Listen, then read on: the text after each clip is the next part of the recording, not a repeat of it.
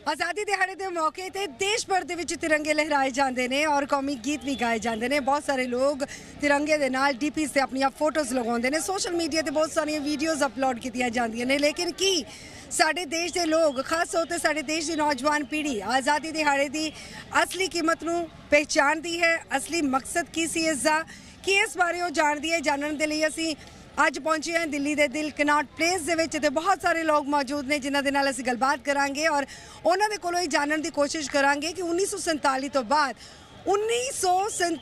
बाद 2047 दे विच किस तरह का भारत देखना चाहते हैं। आओ चलते हैं।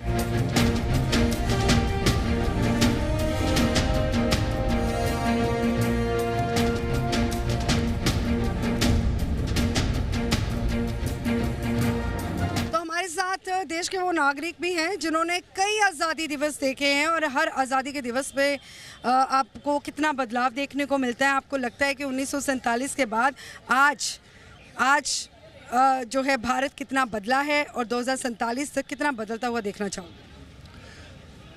भारत की जो तस्वीर है 1947 में और आज हम जो हैं 2026 में हैं। 80वां अपना राष्ट्रीय पर्व जो है स्वतंत्रता दिवस का मनाएंगे हम। इस शुभ अवसर पे मैं पूरे भारतवासियों को बधाई देता हूं कि आज हम आज़ादी के माहौल में रह रहे हैं, जी रहे हैं और जो गुलामी की जंजीरें हमारे देश के शहीदों ने अपने आप को शहीद करके देश को आज़ाद कराया। शहीद भगत सिंह, राम प्रसाद बिस्मिल, चंद्रशेखर आज़ाद और हजारों बुकटेश्वर दत्त, जो ऐसे नाम जिन्होंने अपनी कुर्बानी देकर आज इस देश की आज़ादी के लिए अपने आप को अपनी आहुति दे दी, अपनी जवानी दे दी उन्होंने। और अगर उन्हें ये मालूम होता कि आने वाले समय में हमारे देश की आज जो कंडीशन है और जो कहा गया था कि हम भारत में राम राज्य लाएंगे, हम राम राज्य नहीं ला पाए देश में अपने। हाँ, आराम राज्य जरूर लेके आ गए। जो IAS ऑफिसर बन गया, IPS बन गया, जिसकी ड्यूटी पब्लिक की सेवा में थी, वो अपने AC कमरों में बैठकर देश की संचालन करते हैं और वहीं से बैठे बैठे हुक्मरान कहते हैं कि भाई आज ऐसे है, आज इस प्रकार से प्रोग्राम बन रहा है। परंतु जितनी भी विकास की गाथाएं लिखी जाती हैं सिर्फ किताबों में लिखी रह जाती हैं। आज भी हमारे देश के लाखों गांव ऐसे हैं जहाँ पे हमारी बहन बेटियों के तन पे कपड़े तक नहीं हैं। आज भी लाखों व्यक्ति ऐसे हैं जिनको 5 किलो गेहूँ और 5 किलो चावल नसीब नहीं होता। आज भी हमारे देश में लाखों ऐसे व्यक्ति हैं जो नरेगा में काम करते हैं। यानी कि 1947 के बाद 2026 तक भी भारत में अभी बहुत कुछ होना बाकी है। ऐसे ही जानना चाहता हूँ कि आपका जो मीडिया है शहरी क्षेत्रों में ज़्यादा रहता है, कभी गांव के अंदर भी जाके देखिए, गांव के हालात को भी देखिए। गांव में किस तरीके से बाढ़ आ रही है, गांव में किस तरीके से स्कूलों के अंदर पंखे नहीं हैं। आप और हम शहरी क्षेत्र में रह रहे हैं तो यहाँ देखते हैं साहब पंखे भी हैं, स्कूलों में क्या कहते हैं AC भी लगे हुए हैं। परंतु उन गाँव का क्या होगा जिन गाँव के अंदर आज भी बच्चे 10 कोस दूर जाते हैं और बीच में नदी आती है, नदियों के बीच में से होके जाते हैं। बिल्कुल, आपका दर्द जो है हम समझ सकते हैं, लेकिन मैं आपसे सवाल करूंगी, और भी लोग जुड़े हैं कि स्वतंत्रता सेनानियों में आपने बहुत सारे लोगों का नाम लिया, आपने भगत सिंह, सुखदेव, राजगुरु और भी बड़े सारे नाम लिए। अगर आज आप इनमें से किसी से मिलना चाहो तो आप किससे मिलना चाहोगे? मैं जी सबसे पहले तो शहीद भगत सिंह से। क्यों? वो भी चाहते तो अपनी जवानी का रुख देख सकते थे, वो भी चाहते तो अंग्रेज़ों की सरकार के आगे घुटने टेक कर अपने आप को पार्लियामेंट की टिकट लेके लोकसभा में पहुंच सकते थे, परंतु उन्होंने ऐसा नहीं किया। नेताजी सुभाष चंद्र बोस जी का जो नारा है आज भी पूरा हिंदुस्तान जानता है कि तुम मुझे खून दो, मैं तुम्हें आज़ादी दूंगा। देखो, कुछ पाने के लिए कुछ खोना पड़ता है ना। कुछ और लोग हैं, उनसे बात करेंगे। आज़ादी को आप कैसे मानते हैं, कितनी कीमत है इसकी आपकी नज़रों में? और अगर जो शहीद हैं, चाहे वो भगत सिंह है, राजगुरु है, सुखदेव है और भी बहुत सारे स्वतंत्रता सेनानी हैं, आपका मन क्या कहता है, किससे मिलना चाहोगे आप? मैम बेसिकली अगर आप आज़ादी की कीमत की बात कर रही हैं तो उसकी तो शायद हम अब तो बच्चे हैं अभी, हम तो सोच भी नहीं सकते कितने बुजुर्गों ने हम लोगों के लिए क्या कुर्बानियाँ दी हैं। बंटवारे के टाइम क्या हुआ था, कल शायद यहाँ पे कुछ प्रोग्राम है, उसका भी लिफ्टेड वगैरह लगे हुए हैं। और जो मिलने की बात रही तो मैम, ऐसा नसीब किसी का भी हो, अगर मिलना चाहे तो कोई भी मिल जाए मैम, उनके तो पैर तो की क्या कहना चाहोगे? मान लीजिए राजगुरु जी, कोई भी मिल जाए मैम। 1947 के बाद 2047 में आप कैसा भारत देखना चाहोगे? देखो, 1947 में जो भारत की परिस्थितियाँ थी उसमें 50 करोड़ के लगभग जनसंख्या थी। आज 150 करोड़ के क्रॉस हो गई है। भारतवर्ष ने 75 सालों में बहुत ही तरक्की की है। हमारे स्वतंत्रता सेनानियों ने जितना संघर्ष किया था उसके लिए कोई शब्द नहीं है। और रही बात 2047 तक, भारत एक आर्थिक और शक्तिशाली, एक सारी दुनिया में एक नंबर पर होगा 2047। आपका क्या कहना है? यही भाई बड़े भाई ने कहा, बिल्कुल नंबर 1 होगा। और हमारा देश, हमारी सरकार लगी हुई है इस चीज़ के लिए, ताकि हम नंबर 1 पे जाएं। जी, आज़ादी क्या है? आज़ादी यही है कि हम अपनी मर्ज़ी से कहीं भी घूम फिर रहे हैं, कहीं भी बैठ रहे हैं, कहीं भी जा सकते हैं अपने देश में। ये आज़ादी आपको कैसे मिली? आज़ादी हमें बहुत बड़ी मुश्किलों से मिली है, कई बलिदानों से मिली है। तो जिसमें कि हम कई थे, हमारे चंद्रशेखर आज़ाद हैं, सुभाष चंद्र बोस रहे, महात्मा गांधी रहे, तो उनके बलिदान और उनके त्याग से हमें आज़ादी मिली है। इनमें से किसी को मिलना चाहोगे आप? आपके अंदर है कि मैं भगत सिंह से मिलना चाहता हूँ एक बार, या किसी से मिलना चाहोगे? हाँ, भगत सिंह से मिलना चाहेंगे। तो क्या बात करेंगे? बस यही बात करेंगे कि आपका इतना मोटिवेशन था आपके अंदर में, तो वो आपका कहाँ से उजागर हुआ? आपको लगता है कि जो शहीदों ने किया हमारे देश के लिए, उनको देश को आज़ाद करवाने के लिए, तो 2047 में आप कैसा भारत देखते हैं? देखिए, शहीदों ने जो किया ना, उनकी कुर्बानी इतनी हुई कि हम आज़ाद हो गए, लेकिन उतनी नहीं हुई जितना हमें शहीदों ने अपने मन में ठान रखा था। उन्होंने मन में सोच रखा था जैसा देश बनाना था, वैसा देश नहीं बना पाए, हम आज भी नहीं बना। कैसा देश होना चाहिए? करप्शन मुक्त देश। करप्शन कहाँ है? स्कूल से लेके, हॉस्पिटल से लेके, एक प्राइवेट कंपनी से लेके सरकारी दफ्तर तक करप्शन है। लेकिन सरकारें तो कहती हैं कि करप्शन मुक्त है। नहीं, बिना करप्शन के, बिना दलाल के कोई काम आज भी नहीं होता है। तो उसके लिए फिर हेल्पलाइन नंबर दिए गए हैं। हेल्पलाइन नंबर दिखाने को थे मैम। रिश्वत टेबल के नीचे भी ली जाती है, जहाँ सीसीटीवी कैमरे नहीं होते वहाँ भी ली जाती है रिश्वत। रिश्वत का कोई रूप नहीं है, रिश्वत तो हर जगह ली जाती है। आज़ाद भारत में रहकर भी हम पूरी तरह से आज़ाद नहीं हैं, करप्शन मुक्त नहीं है। आपका क्या कहना है? सही बात है, करप्शन मुक्त नहीं है। और मैं तो एक बहुत डेरिगेटरी शब्द यूज़ कर रहा हूँ कि नेता तो छोड़ो, इस देश के जनता के कुछ वर्ग है वो भी भ्रष्ट हैं। मुझे नौकरी चाहिए, मुझे किसी ने बोला भाई 10 लाख रुपए दे दो नौकरी लग जाएगी, तो मैं तो सोचूं कि बेरोजगार हो या 10 लाख रुपए देकर नौकरी ले ही लो। तो करप्शन तो स्टार्ट हमारे घर से स्टार्ट हो जाता है ना। करप्शन की जननी अपना घर परिवार से स्टार्ट होता है और समाज में पहुंच जाता है। उसके जिम्मेदार सभी लोग हैं। नेता को कौन चुनता है? पब्लिक चुनती है। जब चुनने की बारी आती है ना, तो देखते हैं मेरी जाति का है कि नहीं, मेरी कॉन्स्टिट्यूंसी में कौन नेता है, ये उच्च जाति का तो नहीं है। तो ये चीज़ें, आज़ादी का मतलब क्या है? सब समान हो। करप्शन एक अलग विषय है। समानता का अधिकार संविधान में दिया गया है, लेकिन यहाँ पे बायसनेस भी है उसमें। पूरे कॉन्स्टिट्यूशन का आप पढ़ेंगे, अगर कोई जानकार होगा, अगर मैं तो जानकार नहीं हूँ, जहाँ तक मुझे लगता है कि बायसनेस बहुत ज़्यादा है। अब जहाँ तक आरक्षण एक मुद्दा है, उस पर हमेशा बातचीत होती है कि जो निचले लोगों को प्रताड़ित किया गया उसके लिए उनको आरक्षण दे दो। इससे मानसिक विकास नहीं होता है। उसको मेंटली अपग्रेड करने के लिए कुछ और स्कीम लाना पड़ेगा।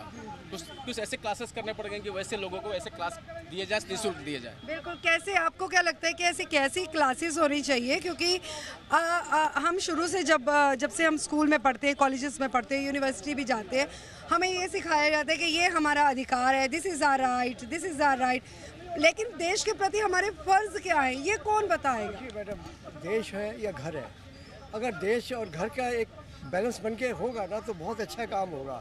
आज जो बच्चा किसी का भी है, कोई भी धर्म से या किसी भी है, उसको एक क्रेडिट जाना ही चाहिए। अगर आसान ज़िंदगी किसी को मिली है ना, तो वही है। और कोई भी चीज़ होती है, सक्सेसफुल भी परमानेंट नहीं रहता और फेलियर भी फाइनल नहीं होता। तो ये चीज़ हमारे हिंदुस्तान में जो हो रही है, और ये आने वाले आज की तारीख में हमारे बच्चे कहाँ भाग जाते हैं। जैसे डाटा यहाँ से लीक हो रहा है तो यहाँ से भी हो रहा है। अगर ये है तो ये क्या है? आज की तारीख में आज अमेरिका को भी आज कहते हैं लोग कहते हैं, आज अमेरिका की इकोनॉमी इंडियन आदमी ने बच्चों ने संभाल रखी है 70%। मैं चैलेंज देता हूँ उसे। और जो भी एक high FIDE qualified IT sector से निकले हुए ये सब आज की तारीख में वहीं से पता भी नहीं लगता, लेटर आ जाता है कि यार मैं तो अमेरिका में अप्लाई भी नहीं करा था, दूसरी कंट्रीज में भी नहीं करा था, तो हाउ डू से ये। लेकिन बहुत सारे बच्चे हैं जो डिग्रियां यहाँ से लेते हैं लेकिन फिर नौकरी करने के लिए, अच्छे भविष्य के लिए विदेशों का रुख करते हैं। रुख जा रहे हैं, ये मैं प्रैक्टिकल में भी देख रहा हूँ, कहीं अपने भी पर्सनल मैटर में भी देखा, कहीं और भी देखा, यही है। आज तो अगर इंडिया के अंदर अगर एक काबिलियत ख़त्म हो जाएगी धीरे धीरे पैसे के दम पे या कास्ट से, तो वो नहीं है। बच्चा किसी का भी हो,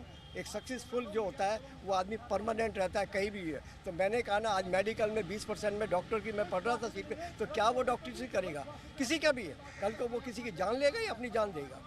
तो वो चीज़ हमारे देश में अभी नहीं है।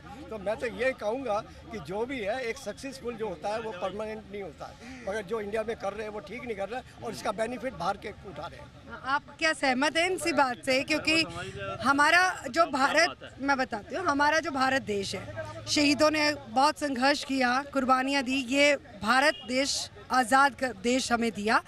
लेकिन अभी आपको लगता है कि आज़ाद देश में सब कुछ ठीक है, समानता का अधिकार सबको मिल रहा है, बराबर सबको पढ़ाई मिल रही है, या यहाँ के जो युवा हैं यहाँ भारत में रहकर अपना भविष्य तलाश रहे हैं? देखो अभी तो ऐसा काफ़ी कुछ होना है। देखो पहले क्या है कि अभी धीरे धीरे हो रहा है। देखो लेकिन जो अभी ये देश जब से आज़ाद हुआ ना, अभी भी हमारे कई ऐसे हीरो हैं जिन्होंने आज़ादी दिलवाई है, अनसंग हीरो हैं, उनका कभी नाम ही नहीं आता। अगर देखोगे कभी नहीं आता। शहीद भगत सिंह, नेताजी सुभाष चंद्र बोस, और ये किसी का नाम। कौन जिम्मेदार इसके लिए?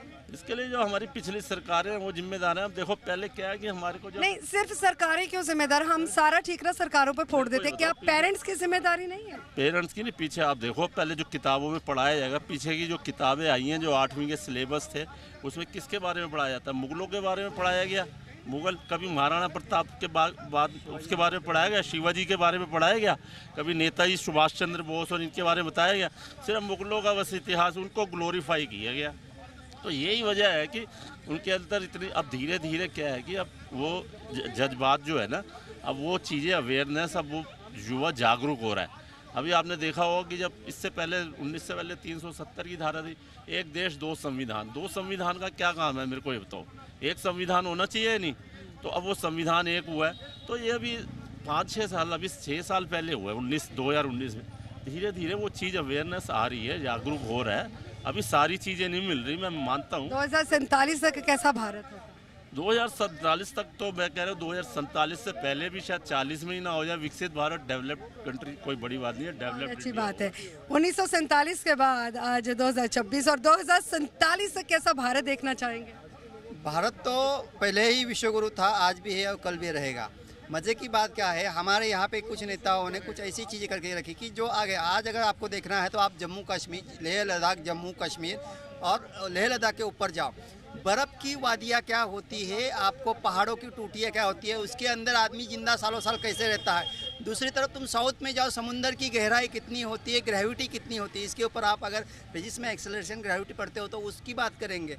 अगर बर्फ़ की, इसके ऊपर बर्फ़ की ग्रेविटी चेक करनी है या समुंदर की गहराई चेक करनी है, इसके ऊपर जो समानता बताई गई है, दोनों में आदमी समुंदर के नीचे भी रहता है, बर्फ़ के ऊपर भी रहता है। लेकिन हमारे यहाँ पे बताया गया है, चलो वो नॉर्थ वाले हैं उनको हिंदी के ऊपर ज़्यादा प्रेम है तो हम एक्सेप्ट नहीं करेंगे। साउथ वाले हैं इंग्लिश और लोकल लैंग्वेज के सिवा हम दूसरे लैंग्वेज को एक्सेप्ट नहीं करेंगे। तो वो बोले हम इधर के हैं तो हम ये एक्सेप्ट करें। रही ईस्ट और वेस्ट की बात, ईस्ट वाले बोलेंगे हम कल्चरल को मानते हैं इसलिए हम कल्चरल के बाहर जाएंगे नहीं तो हम ईस्ट को प्रेम करेंगे। रही वेस्ट की बात बोले तो हमारे ऊपर आज तक सभी ने अन्याय किया। सरदार पटेल भी कहते थे इतने बड़े संस्थानिक बना, 600-700 संस्थानिक थे, तो उनको सबको रिहाई करने के लिए मुझे क्या क्या नहीं करना पड़ा। लेकिन आज भी हालत वही है। उस समय संस्थान के नाम से थे, आज नेताओं के नाम से या क्षत्रिय दल या पार्टियों के आड़ में चल रहा है। सवाल वही है। सवाल ये है कि ये आज़ादी है। हाँ आज़ादी तो है, लेकिन आज़ादी कहने के नाम से आज़ादी का मतलब ये तो नहीं होता। हाँ नहीं, आज़ादी का मतलब ये नहीं हुआ, लेकिन हम आज़ादी के आड़ में जो नेताओं को आरक्षण दे रहे हैं और जनता को लूट रहे हैं, ये आरक्षण का आज़ादी है। जब ही तो धर्मेंद्र प्रधान का इस्तीफा हुआ, आज़ादी नहीं होती तो इस्तीफा दे देते नहीं। आज़ादी तो है हमारे देश के अंदर, आज़ादी है, मगर लेकिन जवाबदेही किसी की नहीं है। मैं ऐसा देश चाहता हूँ जिसमें हर आदमी के अपने कार्य के प्रति जवाबदेही हो, चाहे वो नेता हो चाहे वो गवर्नमेंट सर्वेंट हो, हर किसी को अपने कार्य के प्रति जवाबदेही होनी चाहिए। जैसे अब पार्लियामेंट चल रहा है, 18-20 दिन के अंदर मात्र 18 घंटे काम हुआ है, तो क्या पक्ष और विपक्ष की जवाबदेही नहीं होनी चाहिए थी? आप अपना कार्य कर रहे हैं, मैं आप ही से सवाल पूछता हूँ कि आपको अपने कार्य के प्रति जवाबदेही नहीं है कि आपने कितना कार्य करा कितना नहीं? मगर लेकिन हमारे देश के अंदर ऐसा कुछ है ही नहीं, जवाबदेही है ही नहीं। नेताओं की तो हो ही नहीं सकती, चाहे मैं दोनों को कह रहा हूँ, पक्ष या विपक्ष। जब तक देश के अंदर जवाबदेही नहीं होगी, जब तक ये देश ऐसे ही चलता रहेगा। आप लोग नेता चुनते हो, आपको कैसा नेता चाहिए होता है? आपके पास आज़ादी है अपने मनपसंद का नेता चुनने की। मैं बताओ, हाँ। मुझे नेता चाहिए छत्रपति शिवाजी महाराज जैसा, जो समाज का सोचे, जो जनता का सोचे और जनता के भलाई के लिए काम करे। जनता के सुख दुख जो भी है उसको पता होना चाहिए, उस तरह के उसके स्कीम लाना चाहिए और इम्प्लीमेंट करना चाहिए, ना कि कोई भी उसके जो भी लोग हैं जो उसके नीचे काम करने वाले, उसके सपोर्ट करने वाले, उनके का खाली सोचना नहीं चाहिए, जनता का सोचना चाहिए। ऐसा नेता चाहिए। ऐसा नेता चाहिए। कैसा नेता चाहिए आपको? मतलब भगत सिंह होते तो आज कैसा भारत होता? अगर करतार सिंह सराभा होते, अगर आज लाला लाजपत राय होते, अगर आज गांधी जी होते, या वो शहीद होते जिन्होंने आज़ाद भारत के लिए कुर्बानियाँ की, आप अपने सामने किसको देखना चाहेंगे इस वक्त के ये होने चाहिए थे आज तो भारत और ज़्यादा बेहतर होता? देखो जी, वो उस दौर का समय अलग था, अभी का समय अलग है, और मोदी जी आने के बाद में काफ़ी कुछ बदलाव हुआ है, और यूपी में भी काफ़ी क्राइम था, और योगी जी आने के बाद काफ़ी कुछ बदलाव हुआ है। मैं भी राजस्थान से हूँ, मैं किसी पार्टी को सपोर्ट नहीं करता। हमारे राजस्थान में 5 साल बीजेपी रहती है तो 5 साल कांग्रेस भी रहती है। दोनों को सपोर्ट करते हैं, जो अच्छा काम करवाता है, जो विकास करवाता है, उन्हीं के प्रति हम भावना रखते हैं। ਇਹ ਸਾਡੇ ਦੇਸ਼ ਦੇ ਨਾਗਰਿਕਾਂ ਦੀ ਆਵਾਜ਼। ਕਿਸੇ ਦੇ ਲਈ ਆਜ਼ਾਦੀ ਮਾਣ ਹੈ, ਕਿਸੇ ਦੇ ਲਈ ਸਨਮਾਨ, ਕਿਸੇ ਦੇ ਲਈ ਜ਼ਿੰਮੇਵਾਰੀ ਤੇ ਕਿਸੇ ਦੇ ਲਈ ਬਿਹਤਰ ਭਾਰਤ। ਤਾਂ ਆਪਣੀ ਜ਼ਿੰਮੇਵਾਰੀ ਨੂੰ ਸਮਝਣਾ ਬੜਾ ਜ਼ਰੂਰੀ ਹੈ। ਆਪਣੇ ਅਧਿਕਾਰਾਂ ਦੇ ਬਾਰੇ ਅਸੀਂ ਜਾਗਰੂਕ ਹਾਂ, ਲੇਕਿਨ ਆਪਣੇ ਫਰਜ਼ ਦੇਸ਼ ਪ੍ਰਤੀ ਸਮਝਣੇ ਬੜੇ ਜ਼ਰੂਰੀ ਨੇ। ਕੈਮਰਾਮੈਨ ਰਿਤੇਸ਼ ਭਾਰਗਵ ਦੇ ਨਾਲ ਗਗਨਦੀਪ ਕੌਰ, ਸੀ ਮੀਡੀਆ।